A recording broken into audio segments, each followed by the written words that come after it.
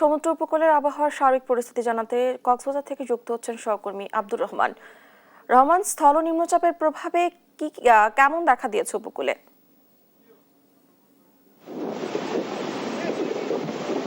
ধন্যবাদ। টানা যেমনটি জানাচ্ছিলেন, গত কয়েকদিন ধরে কক্সবাজারে বৈরী আবহাওয়া যাচ্ছে এবং এখনো পর্যন্ত 3 নম্বর সতর্ক সংকেত বহাল রয়েছে। যদিও আকাশে এখন মেঘ উঠেছে, সকাল থেকে একটু বৃষ্টি হয়েছিল এবং আমরা আবহাওয়ার সাথে যেটা জানতে পেরেছি সেটা হলো যে আজকে মেঘলা আকাশ থাকবে, কোথাও কোথাও বৃষ্টি হতে পারে এবং যেই 3 নম্বর সংকেতটি রয়েছে সেটি হলো নৌ মংলা বন্দর সহ সেই বিভিন্ন বন্দরগুলোর জন্য একসাথে দেওয়া হয়েছে এবং কিন্তু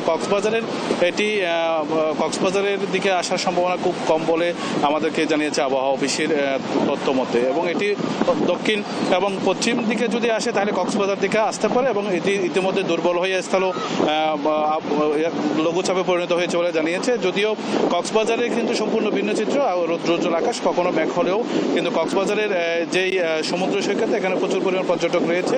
এবং আরেকটা যে বিষয়টি জানাতে চাই, গত 8 দিন ধরে চট্টগ্রাম বিশ্ববিদ্যালয়ের একজন ছাত্র এখনো নিখোঁজ রয়েছে, এখনো তাকে উদ্ধার তৎপরতা চলেছে। বৈরী আবহাওয়ার যেহেতু একটু কিছু ভালো হয়েছে, তারা উদ্ধার কর্মীরা আশা করতেছেন হয়তো তাকে অরিত্রকে তারা খোঁজার সর্বশেষ বিমান বাহিনীর ড্রোন দিয়ে খোঁজা হচ্ছে এবং আবহাওয়া যদি ভালো হয় তাহলে তাকে উদ্ধার তৎপরতাটা তাদের আরও সহজ হবে। যেহেতু কয়েকদিন আবহাওয়া খুব বৈরী ছিল, বোট এবং বিভিন্ন তাদের যে তৎপরতা যে অভাব রয়েছে এবং জেলা প্রশাসনের শত চেষ্টার মধ্যেও কিন্তু তারা সেই উদ্ধার তৎপরতাতে এখনো পর্যন্ত 3 জনের মধ্যে 2 জনের লাশ পাওয়া গেলেও এখনো পর্যন্ত একজনের লাশ উদ্ধার হয় নাই।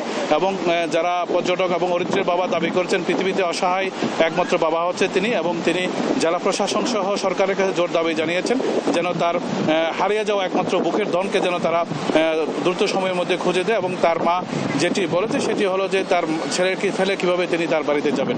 এবং বৈরী আবহাওয়ার সময় সমুদ্র সৈকতে না নামার জন্য জেলা পুলিশ এবং টুরিস্ট পুলিশের পক্ষ থেকে মাইকিং করা হচ্ছে এবং বিশেষ করে বিচ কর্মী সহ লাইফগার্ডের যে যারা রয়েছেন তারা বারবার পর্যটকদেরকে সতর্ক করার পরেও কিন্তু তারা সেই পর্যটকদেরকে মানানো যায় না এবং তারা বিভিন্নভাবে সমুদ্র সৈকতে নেমে যায়। এবং এই নামার ফলে যে বিষয়টি হয় সেটি হলো যে মানুষ অজান্তেই সমুদ্রে ভেসে যায় এবং এই ভেসে যাওয়ার মধ্য দিয়ে তাদের অকালে জীবন সরে যায়।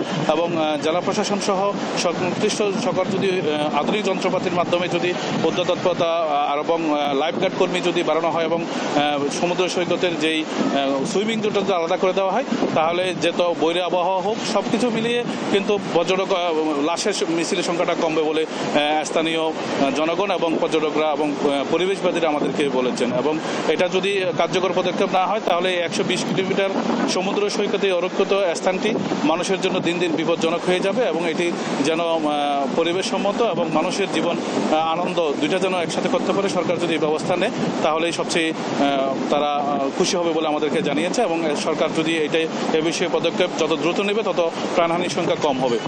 এটাই ছিল আমার কাছে সর্বশেষ জানা। রহমান, ধন্যবাদ আপনাকে। কক্সবাজার থেকে আবহাওয়ার খবর জানাচ্ছিলেন আমাদের সহকর্মী।